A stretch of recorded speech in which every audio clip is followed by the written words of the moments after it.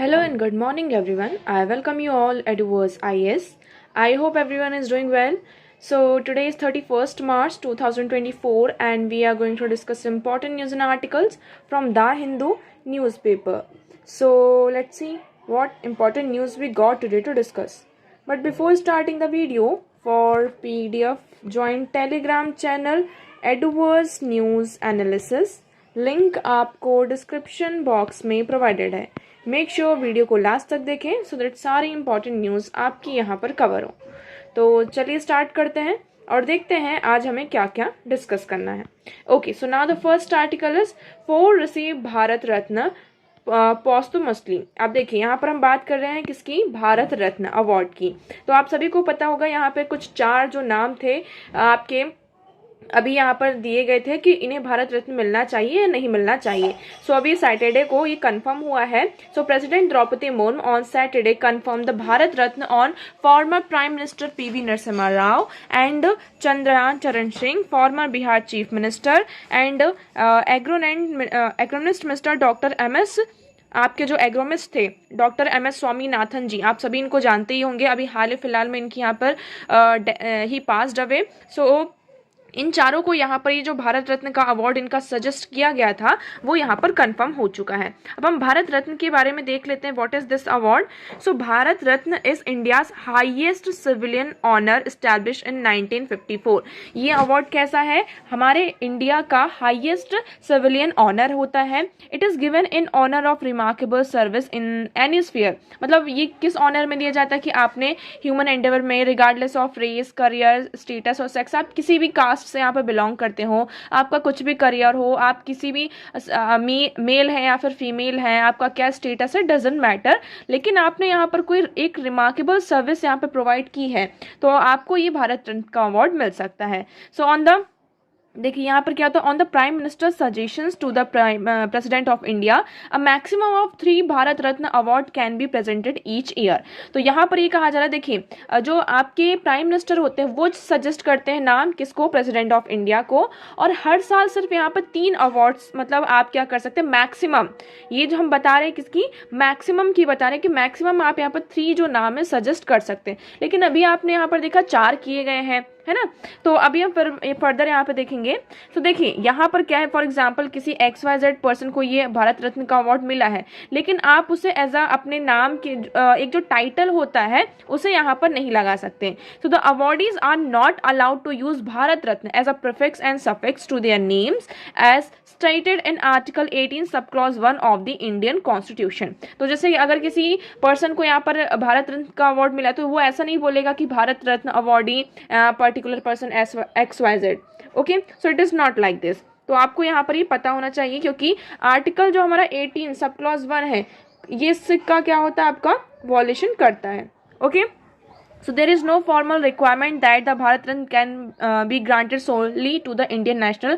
ऐसा यहाँ पर कुछ भी नहीं है कि सिर्फ भारत रत्न आपके इंडियन नेशनल्स को मिले.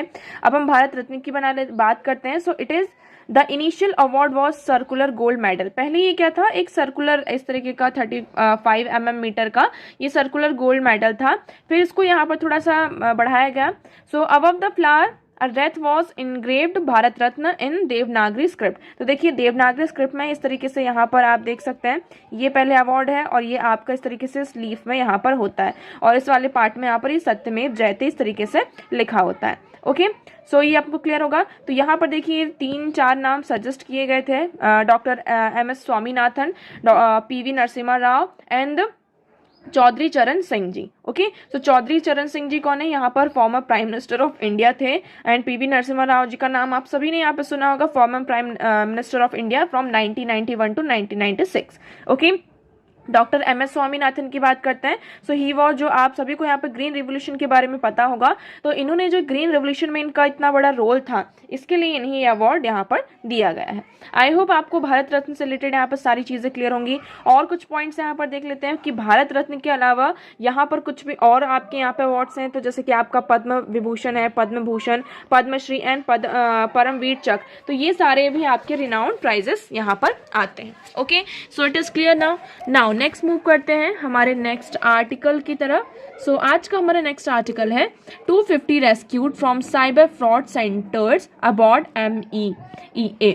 तो यहाँ पर हमारी जो मिनिस्ट्री ऑफ इकोनॉमिक अफेयर्स है उनके द्वारा ये यहाँ पर बताया गया है कि एक्चुअली हुआ ये था, जैसे कि फॉर एग्जांपल हमें जॉब चाहिए, हम इधर उधर देख रहे हैं, तलाश कर रहे हैं। कई बार क्या होता है, स्पेशली आज के टाइम पे यहाँ पर हम फोन में ज़्यादा देखते हैं और देखते हैं कि इस कंपनी XYZ कंपनी को यहाँ पर यहाँ पर रिक्वायरमेंट की ज़रूरत है, यहाँ पे वैकेंसी है, हम यहाँ पर अप्लाई कर देते हैं। So job seekers from the across South Asia and South East Asia are recruited by agent operating in Cambodia, Laos, Myanmar and India. तो इन कंट्रीज में कुछ एजेंट्स थे, वो क्या कर रहे थे, जो आपका साउथ एशिया है और साउथ ईस्ट एशिया में जितने भी जॉब सीकर्स थे उन्हें एज अ एजेंट यहाँ पर ऑपरेट कर रहे थे और जॉब प्रोवाइड कर रहे थे। लेकिन ये पूरा क्या था, आपका फ्रॉड था। इसमें लोगों से यहाँ पर फोन के थ्रू और ये बहुत सारी चीज़ों के थ्रू काम कराया जाता था, और जो आपकी क्रिप्टो करेंसी होती हैं, ट्रेडिंग होती हैं, वेरियस जो यहाँ पे स्कीम्स होती हैं, इनसे यहाँ पर जॉब सीकर्स के थ्रू इन्वेस्टमेंट कराई जा रही थी। ओके और they are promised IT jobs, और उसके बाद उनको प्रॉमिस किया जा रहा था कि आपको IT जॉब दी जाएगी। और पहले तो उनसे यहाँ पर साइबर फ्रॉड सेंटर में काम कराया forcefully, and then they promise them कि आपको यहाँ पर IT जॉब प्रोवाइड की जाएगी। इस तरीके से हुआ। लेकिन उसके बाद ये पूरा यहाँ पर हमारी होम मिनिस्ट्री को सारी चीज़ें पता चली। So MHA says they get over 2,000 calls a day about such scam involving farms in Cambodia and Myanmar। तो ये जितने भी यहाँ पे फार्म्स इसमें कंबोडिया और म्यांमार में इन्वॉल्वमेंट है, तो 2,000 से ज़्यादा उन्हें यहाँ पर क्या होते थे, हमेशा कॉल आते थे।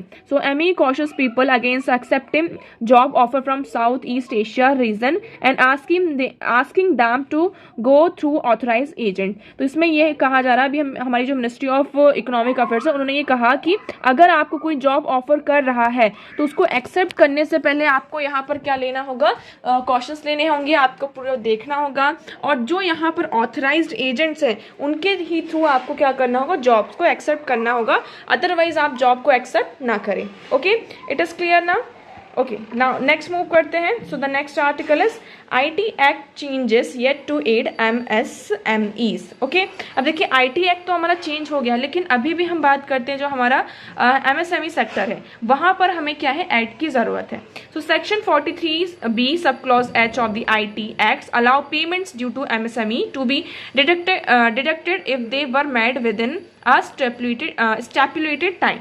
Experts note that while this will benefit MSMEs in the long run, some buyers may choose to source from other suppliers. तो इसमें यहाँ पर एक इंटरवेंशन यहाँ पर इंट्रोड्यूस किया गया है यूनियन बजट में लास्ट ईयर, जिससे कि हम क्या कर सके, जो आपका micro and small sale sector में जो मैन्युफैक्चरिंग होती है, यहाँ पर जो सर्विस यूनिट है, तो इनका जो पेमेंट सिस्टम है वो टाइमली क्या हो सके, इंश्योर हो सके। क्योंकि सबसे ज़्यादा जो होता है आपका MSME सेक्टर में हम देखते हैं वो सर्विस प्रोवाइड करते हैं, मैन्युफैक्चरिंग सेक्टर यहाँ पर सारी चीज़ें होती हैं, लेकिन उनका जो पेमेंट होता है, पेमेंट सिस्टम में सबसे ज़्यादा क्या होती थी, प्रॉब्लम होती थी। तो इसी के चलते यहाँ पर लास्ट ईयर इस पेमेंट को स्मूथ बनाने के लिए यहाँ पर जो लोग हैं, वो सेक्टर में जो लोग हैं हर्ट ना हो, इसलिए इसको स्मूथली इंश्योर करने की बात की गई है। तो section 43B sub clause H of the income tax act says payments due to Udyan registration micro and small scale industries would be allowed to deduction only if the actual payment was made within the time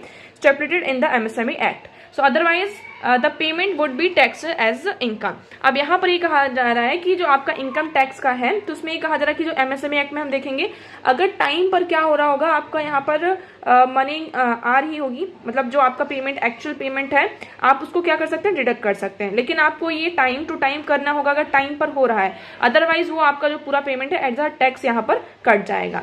तो इसलिए यहाँ पर अभी ये सारी चीज़ें की गई हैं। सो यहाँ पर जितने भी आपको उदयन रजिस्ट्रेशन सारी चीज़ें करवा लेंगे तो उनको यहाँ पर इतना ज़्यादा प्रॉब्लम नहीं होगा। ओके, नाउ नेक्स्ट मूव करते हैं। So the next article is tropical cyclones of higher intensity demand are new categories. अब देखिए हम बात कर रहे हैं जैसे जैसे आपका क्लाइमेट चेंज हो रहा है तो ट्रॉपिकल साइक्लोन्स यहाँ पर और ज़्यादा इंक्रीज हो रहे हैं ट्रॉपिकल रीजन में। अभी हाल ही फिलहाल की बात है, यहाँ पर देखेंगे Simpson SS hurricane wind scale introduced in the early 1970s. 1970s में इसका यहाँ पर इंट्रोडक्शन हुआ था और यहाँ पे 5 कैटेगरीज में इन्हें यहाँ पर डिवाइड किया गया। Wind speed exceeding 252 km/h fall under category 5। तो यहाँ पर जो टोटल 5 कैटेगरी हैं, अगर विंड की स्पीड कितनी होती है 252 km/h होती है, तो ये आपका 5th कैटेगरी में आ रहा है। लेकिन अभी लॉन्ग टर्म का डेटा यहाँ पर ये आपका इंडिकेट कर रहा है कि जो ट्रॉपिकल साइक्लोन्स है लार्ज ओशन बेसिन में, वो इस टाइम पर इंटेंस हो रहे हैं और बहुत ज़्यादा फ्रिक्वेंट हो रहे हैं। मतलब कि इंटेंस तो है, मतलब उनकी जो इंटेंसिटी है वो और ज़्यादा यहाँ पर इंक्रीज हो रही है और साथ साथ वो जल्दी जल्दी हो रहे हैं। इसका मेन रीज़न क्या है, ये कहा जा रहा है कि for every degree of warming an increase in wind speed of 12% is observe in the strongest cyclone. अब इसमें ये कहा जा रहा है जैसे कि आपका ग्लोबल टेम्परेचर इंक्रीज हो रहा है, अगर यहाँ पर 0.2% भी टेम्परेचर में इंक्रीज होता है तो ये कहा जा रहा है कि हर 1 डिग्री में यहाँ पर जो ग्लोबल टेम्परेचर है, जो स्पीड होती है आपकी साइक्लोन्स की, वो 12% क्या हो जाती है, इंक्रीज हो जाती है। तो tropical cyclones with wind speed far exceeding category 5। अब यहाँ पर क्या हो रहा है, जो कैटेगरी 5 हमने यहाँ पर डिफाइन करके रखा है, एक क्राइटेरिया मतलब हमने कैटेगराइज करके रखा है, तो ये क्या कर रहा है, उसको भी एक्सीड कर रहा है। और जो कैटेगरी 5 है ये आपका बहुत ही ज़्यादा कॉमन हो चुका है आज के टाइम पर। तो यहाँ पर हमें न्यू स्केल लेकर आनी होगी जिसमें अभी हमने 309 km/h तक की स्पीड यहाँ पर रखना होगा। और हमें यहाँ पर उसके साथ साथ जो हमारा वार्निंग सिस्टम है, हमारा साइक्लोन सिस्टम है, मतलब अर्ली वार्निंग सिस्टम है, इसे भी यहाँ पर क्या करना होगा, इंश्योर करना होगा। So the Western Pacific Basin is the most active region for the tropical cyclones and account for the about a third of the all tropical cyclones. The North Indian बेसन अकाउंट फॉर 4%। तो हमारा जो north Indian बेसन है, अभी यहाँ पर जो ट्रॉपिकल साइक्लोन्स की बात करते हैं, इट इज़ ओनली 4%। बट यहाँ पर अभी कहा जा रहा है कि at present north Indian ocean is not very vulnerable. हमारा जो इंडियन ओशन है इतना ज़्यादा वल्नरेबल नहीं है टू कैटेगरी 6 स्टॉर्म, कि यहाँ पर कैटेगरी 6 के स्टॉर्म्स आए, बट स्टिल यहाँ पर ग्लोबल वार्मिंग कंटिन्यू है। कैटेगरी जो 6 है ये यहाँ पर आने वाले टाइम पर फ्यूचर में हमें देखने को मिल सकता है। सो हमें हमारा जो इंडिया का डिजास्टर मैनेजमेंट सिस्टम है उसे रिविजिट करना होगा, हमारी जो स्ट्रेटजीज है उसमें चेंजेस लाने होंगे, एंड विद दैट हमारा जो अर्ली वार्निंग सिस्टम है फॉर द ट्रॉपिकल साइक्लोन्स, इसमें भी हमें चेंजेस की क्या है, ज़रूरत है। ओके, सो आई होप अब आपको यहाँ पर ये क्लियर होगा ट्रॉपिकल साइक्लोन्स के बारे में। नाउ नेक्स्ट मूव करते हैं। So here you will see some snapshots. So imaging detects hypoxic pockets in the mouse brain. So using a bioluminescent oxygen indicator, यहाँ पर जो आपका bioluminescent oxygen जो इंडिकेटर है इसका हमने यूज़ किया और हमें क्या मिला कि जो आपका माउस है, माउस के ब्रेन में एक हाइपोक्सिक पॉकेट देखने को मिले।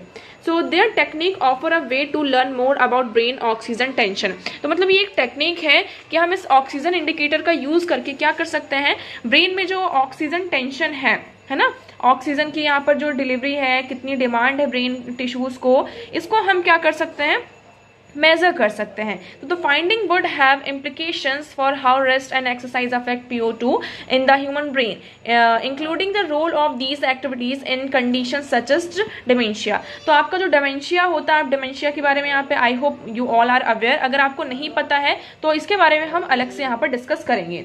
तो ये जो डिमेंशिया की एक्टिविटीज़ होती हैं इसमें ये बहुत इंपॉर्टेंट रोल प्ले कर सकता है। ओके, नाउ नेक्स्ट मूव करते हैं। माइक्रोबीज में seed and autoimmune kidney disease. अब हम बात कर रहे हैं a member of the gut microbiome. हमारा जो गट होता है उसमें जो आपके माइक्रोबायोम्स होते हैं, तो ये क्या कर सकते हैं, may help spark an autoimmune disease in the kidney by leaking antigens. तो ये क्या करते हैं, एंटीजेंस को लीक करते हैं। इसके कारण क्या होता है, हमारी जो किडनी है एक तरीके से यहाँ पर जो अगर कोई डिसीज होने वाली होती है तो उसको क्या करते हैं, इम्यून करते हैं। मतलब ऑटोमेटिकली यहाँ पर इनका जो इम्यून सिस्टम होता है वो अपने आप को इतना स्ट्रांग बना लेते हैं बाय लीकिंग सम एंटीजेंस, जिससे कि हमारा जो इम्यून सिस्टम होता है ट्रिगर करता है। ये एक्सपेरिमेंट माइट में किया गया है और इसका बहुत अच्छा हमें सामने रिजल्ट दिखाई दिया है।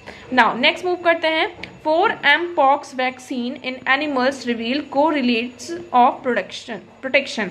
So scientists have made new discoveries about the effectiveness of 4 vaccine for the mpox virus and have uncovered potential signs of immune activity that correlate with protection. तो अभी यहाँ पर 4 वैक्सीन की बात की जा रही है, mpox वायरस की यहाँ पर जो 4 इफेक्टिव वैक्सीन है, तो इसका हमने क्या है एक पोटेंशियल जो साइन है हमारे इम्यून एक्टिविटी में एक कोरिलेशन और प्रोटेक्शन दिखाई दिया है. So their head to head comparison could inform further research into safer and improved vaccine for mpox.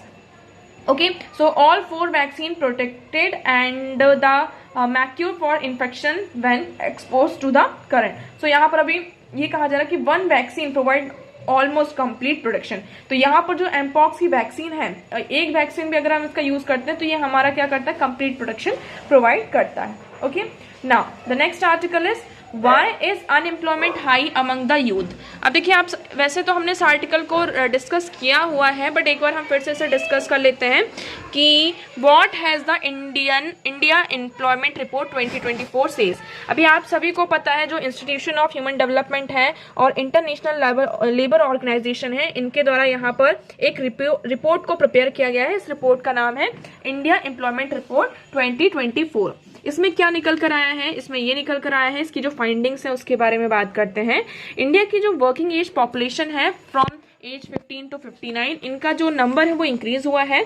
In 2011 it was 61%, but now in 2021 it is 64%, and it is projected that 2036 तक it will be 65%. कि 2036 तक India की जो unemployed population है, unemployed population की बात कर रहे हैं, वो 65% हो जाएगी.